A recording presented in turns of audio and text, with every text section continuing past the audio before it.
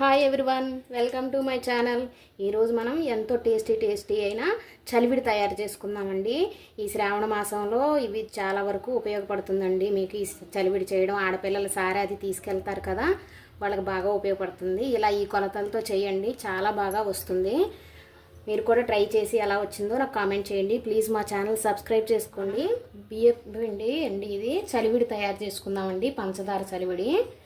బియ్యపిండి ఇలా కొంచెం కడిగేసి నానబెట్టి, బియ్యము అర కేజీ బియ్యంతో చేస్తున్నానండి నేను. అర కేజీ బియ్యము బాగా కడిగి ఒక నైట్ అంతా నానబెట్టేసి బాగా కడిగేసి పొద్దున్నే కొంచెం ఆరబెట్టి అప్పుడు మనం పిండి ఆడిచ్చానండి. పిండి ఆడిచ్చిన తర్వాత ఇలా కొంచెం గట్టిగా ఒత్తుంచుకోవాలండి, పిండి ఆరిపోకూడదు. దీనికి అర కేజీకి నేను 350 గ్రాములు పంచదార తీసుకున్నానండి.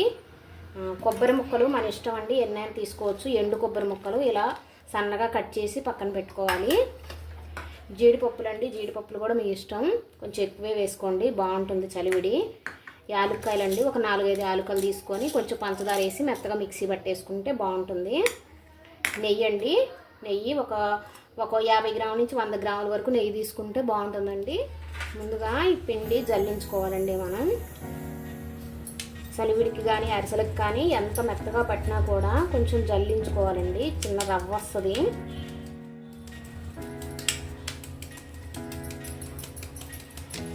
ఇలా కొంచెం జల్లించుకున్నాక ఈ పిండి అంతా ఆరిపోకుండా ఇలా నొక్కి పెట్టుకుంచాలండి.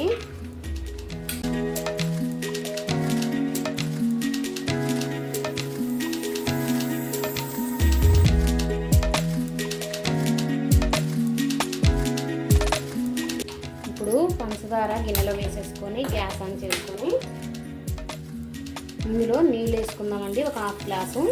మనం ఎక్కువ వాటర్ వేసామంటే మనకు పాకం రావడానికి టైం పడుతుంది. ముందుగా ప్యాన్ పెట్టేసుకొని నెయ్యి వేసుకుందాం. కొంచెం నెయ్యి ఎక్కువ వేసేసుకోండి. ముందు జీడిపప్పులు వేసి వేయించుకుందామండి. ఇప్పుడు జీడిపప్పులు బాగా ఫ్రై అవ్వాలి. జీడిపప్పుని ఇలా ఫ్రై చేసుకోవాలి, గోల్డెన్ కలర్ వచ్చే వరకు ఫ్రై చేసుకోవాలి. బాగా ఫ్రై అయిపోయాయి, ఇవి తీసేసుకున్నాం. ఇప్పుడు మనం సన్నగా కట్ చేసుకున్న కొబ్బరి ముక్కలు ఉన్నాయి కదండి, ఇవి కూడా ఈ నెయ్యిలో వేసి వేయించుకున్నాం. కొబ్బరి ముక్కలు ఎక్కువ వేసుకుంటే చలివిడిలో నెయ్యిలో వేయించుకొని వేసుకుంటాం కదా, చాలా రుచిగా ఉంటాయి మనకు చలివిడి తినేటప్పుడు.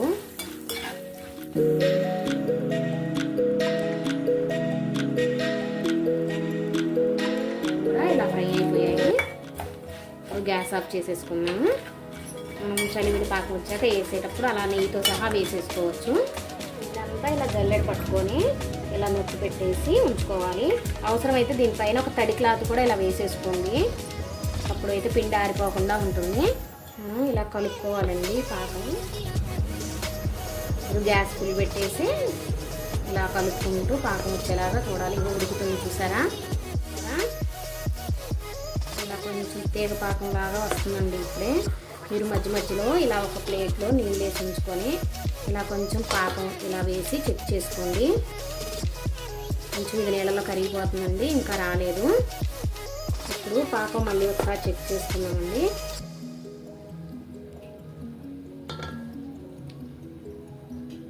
మీకు నీళ్ళల్లో వేసిన తర్వాత పాకం కొంచెం ఉండలాగా రావాలండి. కొంచెం సాగుతుంది కదా, చూసారా? మనకి అరిసెల పాకానికి ఇట్లా కొంచెం గట్టిగా రావాలి. చలివిడి పాకానికి అరిసెల పాకానికి కొంచెం డిఫరెన్స్ ఉంటుందండి, చూసారా? ఇది ఇలా సరిపోద్దండి మనకి ఇప్పుడు ఈ పాకం.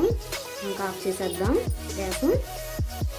ఇప్పుడు పాకంలోనే మనం ఈ కొబ్బరి ముక్కలు నెయ్యితో సహా ఇలా వేసేసుకున్నామండి.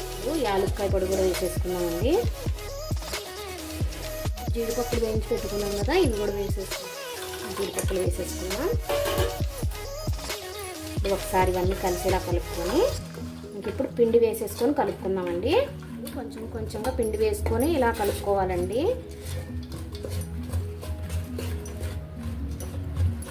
కొంచెం వేసుకొని కలుపుకున్నాక ఈ ఉండలు ఏమి లేకుండా ఇలా కలుపుకున్నాక మళ్ళీ కొంచెం వేసుకోవాలి.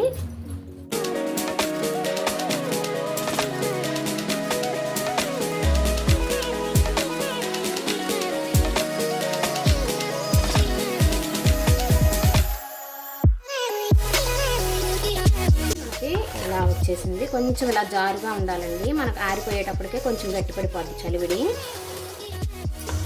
మీరు ఎప్పుడైనా 1/2 కేజీ బియ్యం వేసుకున్నారంటే దానికి కొంచెం ఎక్కువగా బియ్యం నానబెట్టుకునేటప్పుడు ఇంకొక 1/2 గ్లాసు ఎక్కువ నానబెట్టుకోవాలి, ఎందుకంటే మనకు తడిపిండి దొరకదు కాబట్టి. ఇలా కలిపి పెట్టేసుకున్నాం. ఇప్పుడు దీనిపైన ఇంకొంచెం నెయ్యి వేసుకోవాలండి. నెయ్యి వేసుకుందామండి. చలివిడిలో కొంచెం నెయ్యి ఎక్కువ ఉంటే రుచిగా ఉంటుంది తినేటప్పుడు.